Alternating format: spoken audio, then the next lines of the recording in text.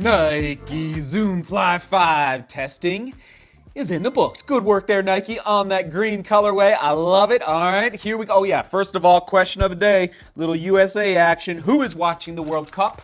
And second question is, which two teams will be in the final? All right, make your case down below in the comments. I'm not proficient enough in all the teams around the world, but I have my guesses. I'll save it, though, to read after I read through your comments below. All right, let's dive into that upper first. There's the scores on, oh, yeah, first of all, weight and drop. 41 and 33, definitely falling into the maximalist category for that midsole. So if you like a lot of midsole underfoot, this might be the shoe for you. Also, if you prefer ground contact feel, this is not the shoe for you. All right, this is the opposite of ground contact in the Nike ZoomFly 5. All right, not a plush collar or heel tab, but still comfortable through that heel counter. There's no heel bumper or padding inside that heel counter, but it's still comfy. Good work there, Nike. I liked it overall.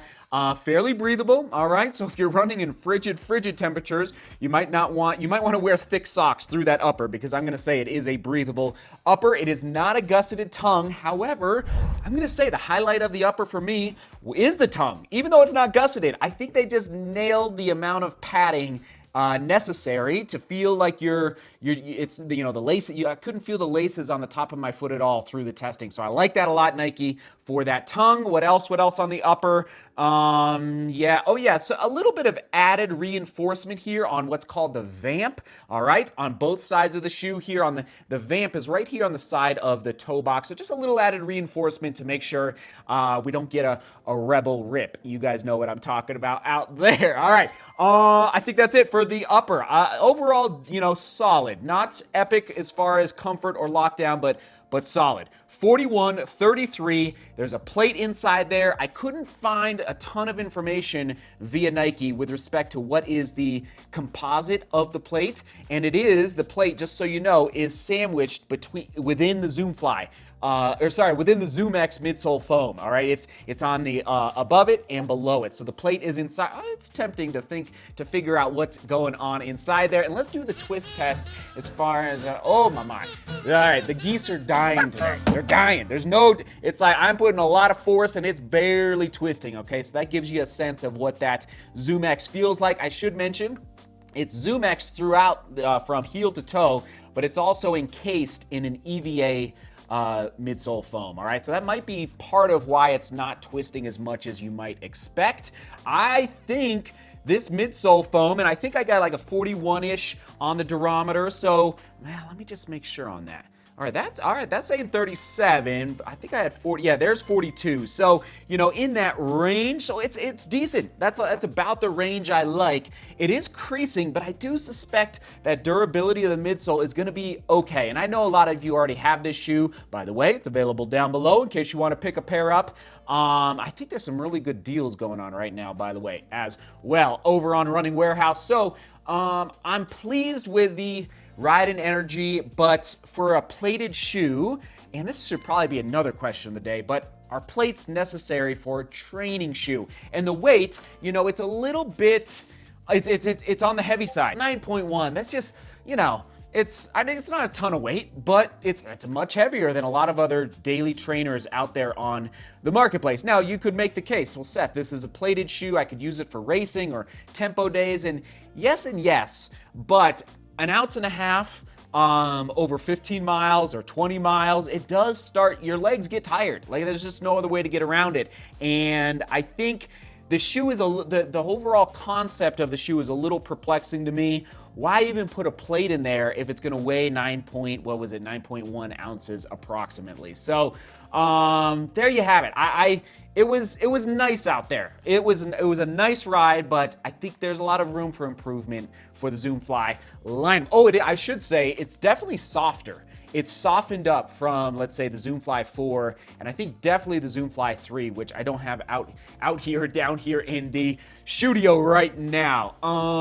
It was good. It's good. Don't get me wrong. All right. Outsole rubber. There it is. Plenty of it. Probably a little too much for my liking, hence the score, but I do suspect that durability is going to go up and up and up because of that outsole rubber. All right.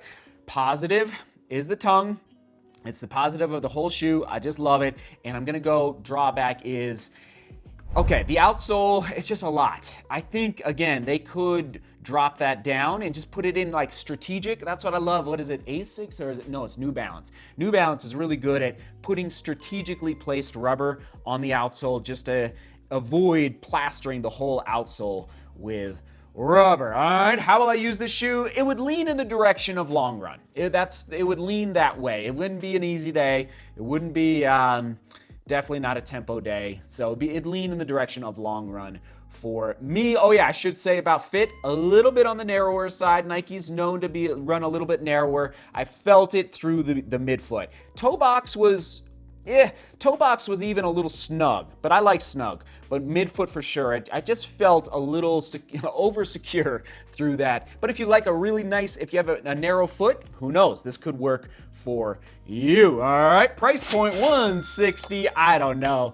The reason I realize there's ZoomX and there's a plate, so that's why I'm guessing they're putting the price point at that level. But, it is inching up and up and up. Other shoes to buy, New Balance Super Comp Trainer. Another plated shoe from New Balance, and I would buy the Super Comp, which I just did a review on last week, or was it just this past weekend? I think it was just this past weekend.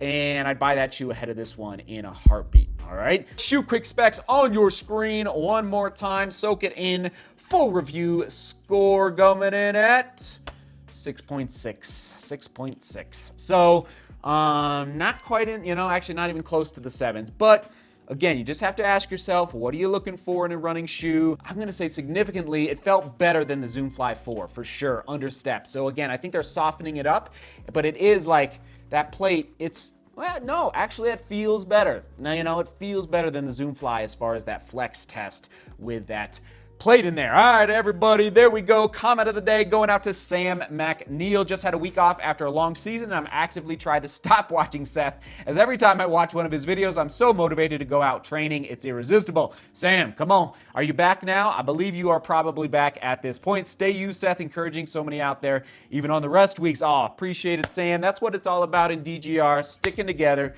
motivating each other, especially in the winter months. All right, and hopefully finding a shoe that fits for you along the way, okay? And I know I just put one other shoe on the screen compared to this guy, but there are a lot of nice shoes out there right now on the marketplace. I would buy it again. It probably wouldn't be at the top of my list. There you have it. Question of the day. Already asked it about the World Cup. We will toss it to, we'll just do the running shoe playlist, all right? In case you missed a couple in the last couple of weeks, now that we're back to running shoe reviews, right there. All right, seek beauty, work hard, and love each other. See you tomorrow.